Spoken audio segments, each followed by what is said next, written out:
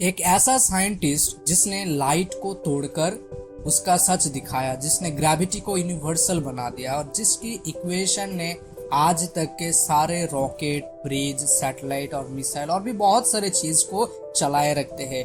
ये कहानी है सर आइजैक न्यूटन की, साइंस की एक असली आर्किटेक्ट की। आज हम सिर्फ एप्पल उसके सर पे गिरी है और उसी के बारे में बात नहीं करेंगे। हम उस जीनियस के दिमाग के अंदर चलेंगे और जहां साइंस रूल्स क्रिएट होते थे उस जगह को एक्सप्लोर करेंगे। न्यूटन का जन्म 1643 में इंग्लैंड के एक छोटे से विलेज में हुआ।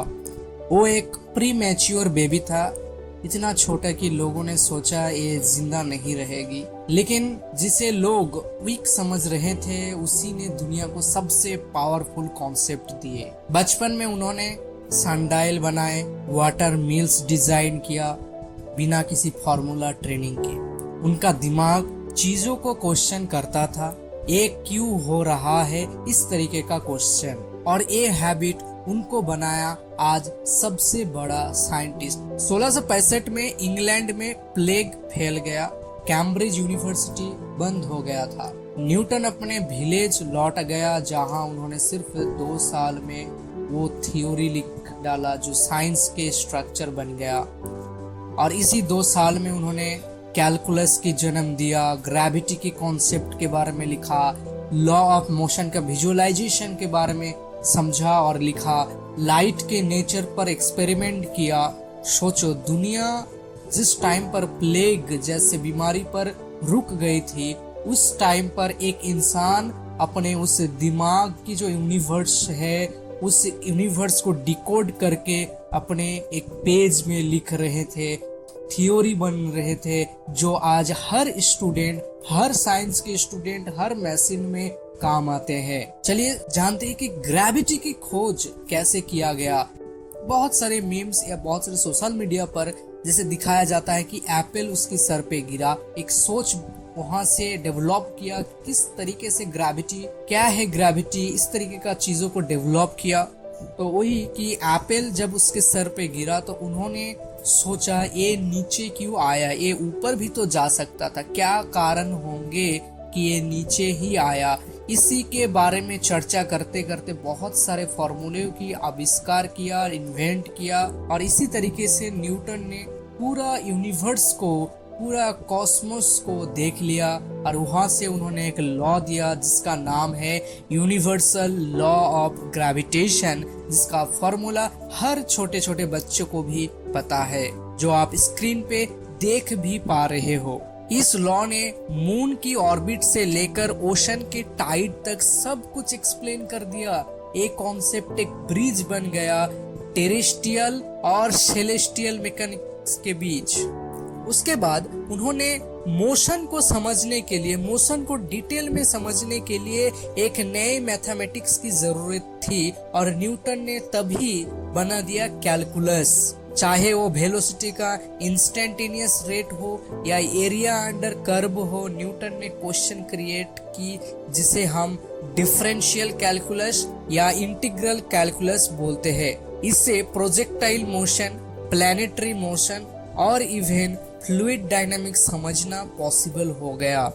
ये था मैथमेटिक्स का माइक्रोस्कोप जो पहली बार मोशन के अंदर घुस के देखता था।